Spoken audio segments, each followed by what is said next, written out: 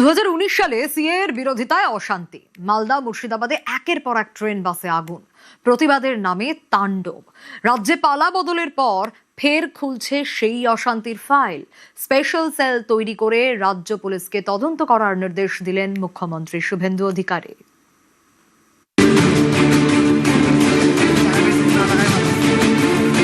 2019 সালের ডিসেম্বর নাগরিকত্ব সংশোধনী আইনের প্রতিবাদে নজিরবিহীন অশান্তি, প্রতিবাদের নামে তাণ্ডব। আগুন জ্বলে বাংলা সীমান্তবর্তী দুই জেলা মালদা এবং মুর্শিদাবাদে। আগুন ধরিয়ে দেওয়া হয় একের পর এক ট্রেনে। তাণ্ডবের আগুনে পুড়ে যায় একাধিক রেল স্টেশনও।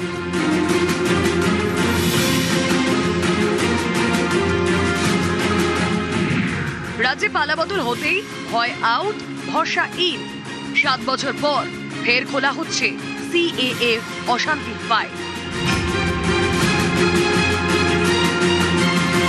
শনিবার মুখ্যমন্ত্রী শুভেন্দু অধিকারী রাজ্য পুলিশের প্রধানকে নির্দেশ দেন 2019 সালে তৈরি হওয়া সিএএ অশান্তির ফাইল খুলতে হবে। স্পেশাল সেল তৈরি করে তদন্ত শুরু করবে রাজ্য পুলিশ। সরকারি সম্পত্তি নষ্টে জিরো টলারেন্স নীতি নিতে হবে। প্রয়োজনে অভিযুক্তদের সম্পত্তি বেচে ক্ষতিপূরণ আদায় করতে হবে। মুখ্যমন্ত্রীর তরফ থেকে যে নির্দেশ দেওয়া হয়েছে ডিজিকে, সেখানে স্পষ্ট তিনি জানিয়েছেন যে সিএ নামে মুর্শিদাবাদে যে তাণ্ডব হয়েছিল, রেল আমরা জানি যে এমটি কোচেস রেলের সেগুলো জ্বালিয়ে দেওয়া হয়েছিল, এই পুরো বিষয়টা নিয়ে মুখ্যমন্ত্রী নির্দেশ দিয়েছেন যে রাজ্য পুলিশ একটি স্পেশাল সেল তৈরি করবে, বিশেষভাবে তদন্ত হবে, ক্ষতিপূরণ দিতে হবে এবং সে যারা করেছে তাদের প্রয়োজন হলে সম্পত্তি বেচে ক্ষতিপূরণ দিতে হবে। যারা দাঙ্গা করার চেষ্টা করবে বা হিংসা করার চেষ্টা করবে বা এই ধরনের আইনকে নিজেদের হাতে নেওয়ার চেষ্টা করবে, সেখানে কিন্তু একদম কঠিন হয়ে কড়া ব্যবস্থা নেবে পুলিশ। সিটিজেনশিপ অ্যামেন্ডমেন্ট অ্যাক্ট বা নাগরিকত্ব সংশোধনী আইন 2019 সালের 11ই ডিসেম্বর সংসদে পাশ হয় বিল। পরদিন অর্থাৎ 12ই ডিসেম্বর বিলে সই করেন তৎকালীন রাষ্ট্রপতি রামনাথ কোবিন্দ। সিএএ পাশ হতেই বিভিন্ন জায়গায় শুরু হয় প্রতিবাদ, বিক্ষোভ। বাংলায় তা কার্যত নজিরবিহীন চেহারা নেয়। মুর্শিদাবাদে তাণ্ডব চরমে ওঠে।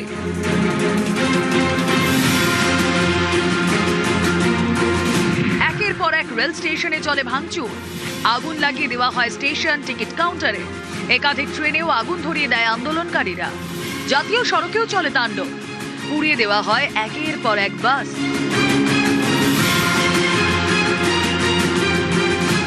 শুরু থেকেই সিএএ এর বিরোধিতা করে আসছেন মমতা বন্দ্যোপাধ্যায়।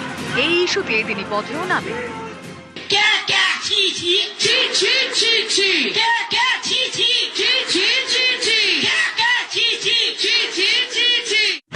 মমতার প্রতিবাদ, রাজ্যে বেনজির অশান্তি। কেন্দ্রীয় গোয়েন্দারা দাবি করেন মুর্শিদাবাদের ঘটনায় বহিরাগত যোগ রয়েছে। অশান্তির সলতে পাকানোর কাজ চলছে সীমান্ত সংলগ্ন এলাকায়। বাংলাদেশ থেকে লোক এনে তাণ্ডব চালানো হয়েছিল। তাদের সাহায্য করেছিল স্থানীয়দের একাংশ। মুর্শিদাবাদের এই ঘটনায় বারবারই অভিযোগের আঙুল উঠেছে তৎকালীন তৃণমূল সরকারের দিকে। অভিযোগ, প্রথমে অশান্তি নিয়ন্ত্রণে আনার চেষ্টা করেনি তার সরকার, ফলে পরিস্থিতি হাতের বাইরে বেরিয়ে যায়। তারপর যখন তদন্ত শুরু হয় তখনও সেই তদন্তে গাফিলতির অভিযোগ ওঠে রাজ্য পুলিশের বিরুদ্ধে।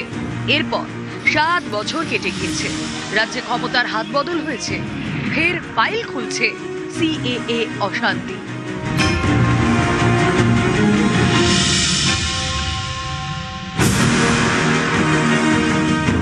নিউজ 18 বাংলা।